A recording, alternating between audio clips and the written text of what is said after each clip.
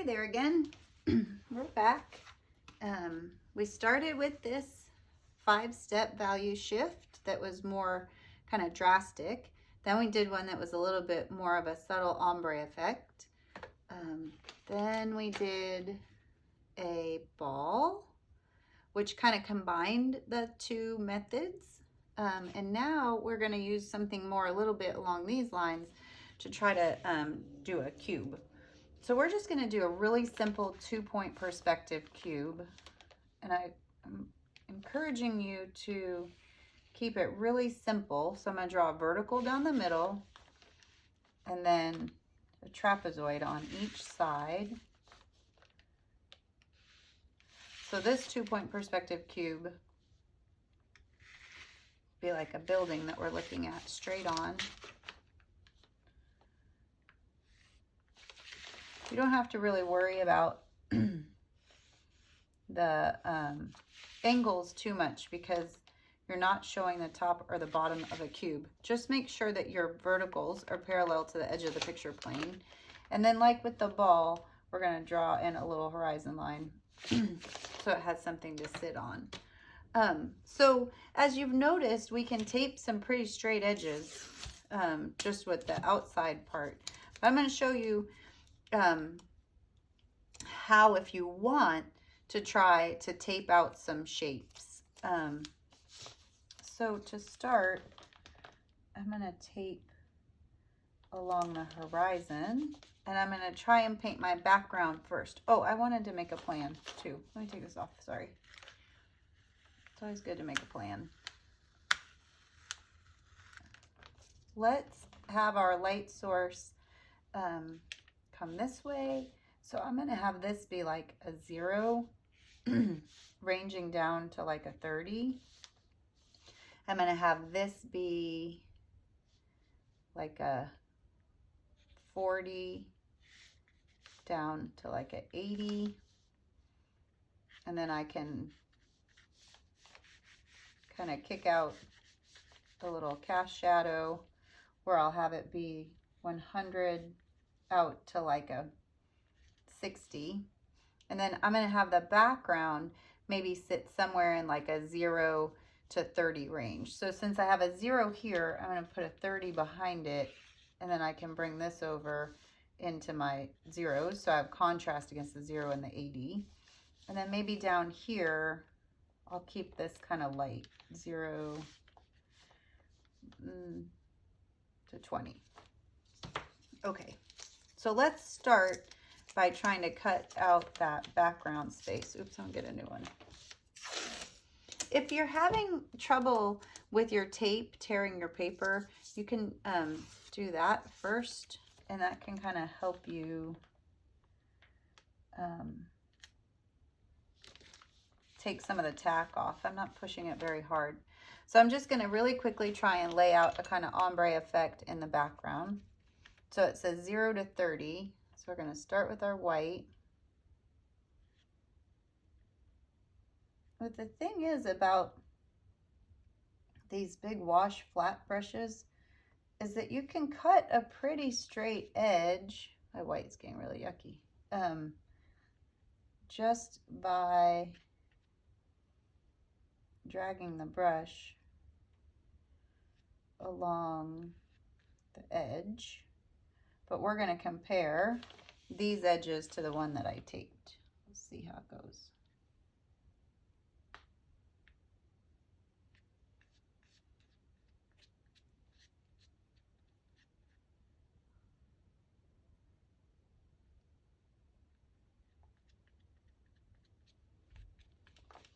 And I'm going to add a little pigment on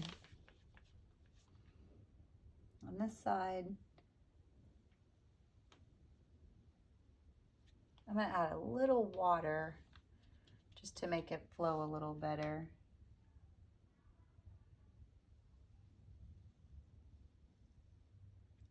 I don't really want to paint into that tape, so I'm going to drag up.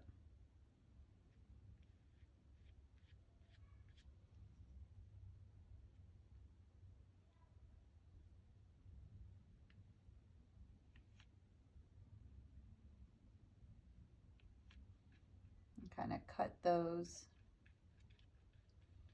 with that cross hatching kind of effect.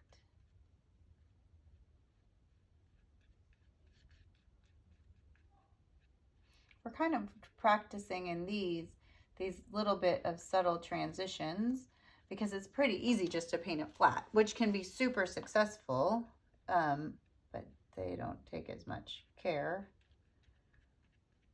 And when you go to paint your designs, you can choose not to use this kind of like value shifting approach. You can just keep it really simple. Okay, I'm going to peel this off.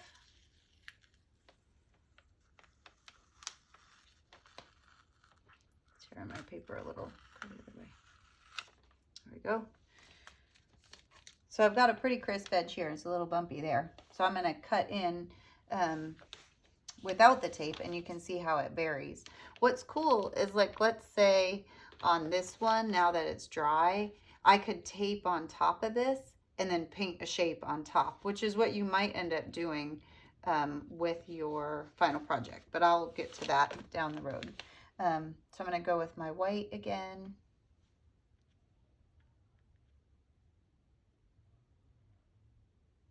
So I'm using these shifts.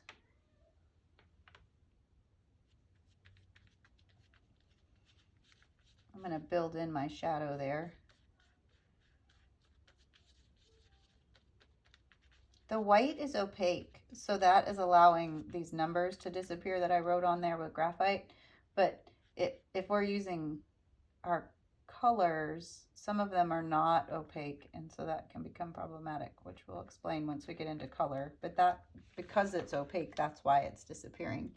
I'm going to jump into my shadow.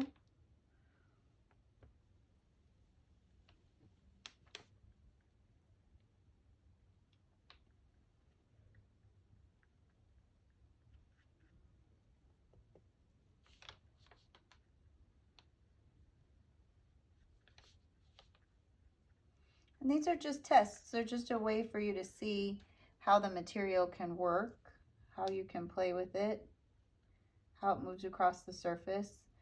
And they're not, they're kind of low entry and hopefully not too stressful, so that when you get to paint your own designs, you're having fun seeing how the materials work.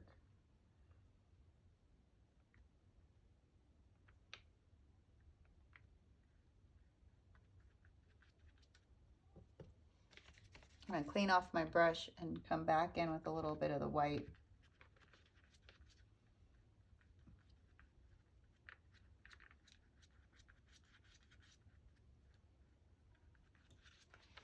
Okay, I'm almost out of white, so I'm going to do a little more, and then we're going to build the box, and we'll call it good. Just a little, because I know I'm almost done, so I don't need to squirt as much out.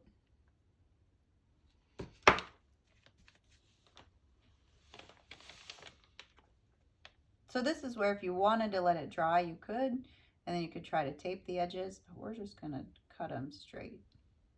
And as we practiced in our last project, we went in with our markers, excuse me, to kind of clean things up. So we can use that as a technique as well. You know, it's a 2D design class, so it's not that we're trying to learn how to be stellar painters. It's just that it's a fast material that helps us learn how value shifts can work, how we can set a tone or a temperament with the atmospheres that we create with the values, how we can dictate and move things around in space. And hopefully to know that if you have this full value range ready for you on your painting palette, that you can create a pretty complex painting, but then it's the same as if you were using your palette in, say, Procreate or Photoshop, that you still want to have that full range. It's like a reminder by doing it in this analog way.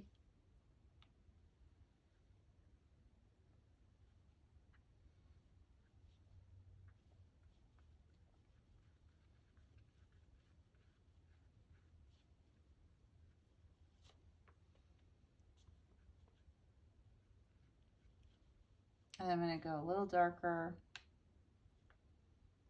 on the other side so that it looks like it's shifting.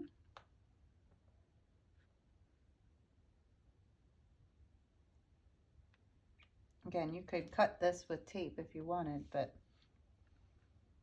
these are just supposed to be kind of quick exercises. You don't need to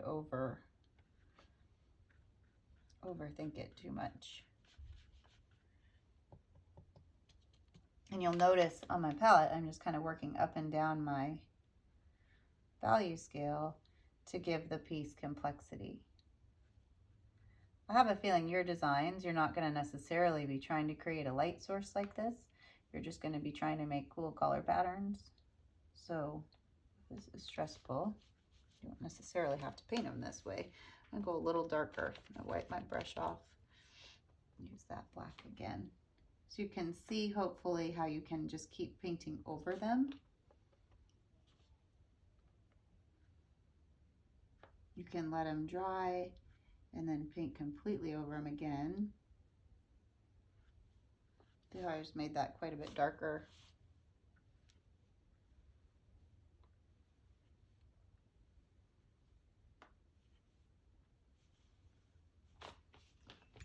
I'll use that other brush I had. Kind of break that up.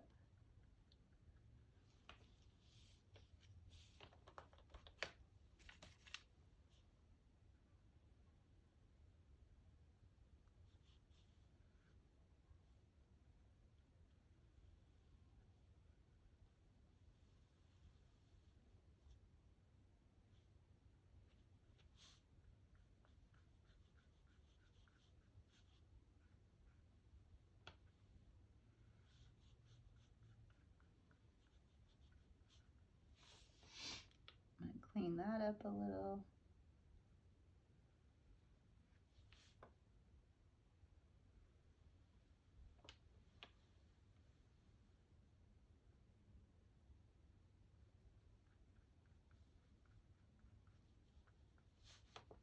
Well, there we go. I'm going to clean up that white.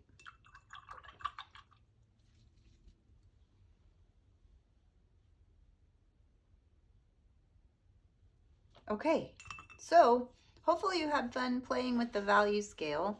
Again, your designs may not be this painterly. This is the easy money where you just plan your palette and then you paint flat colors. And that might be exactly what you end up doing. But this was just giving you a chance to try a couple different approaches.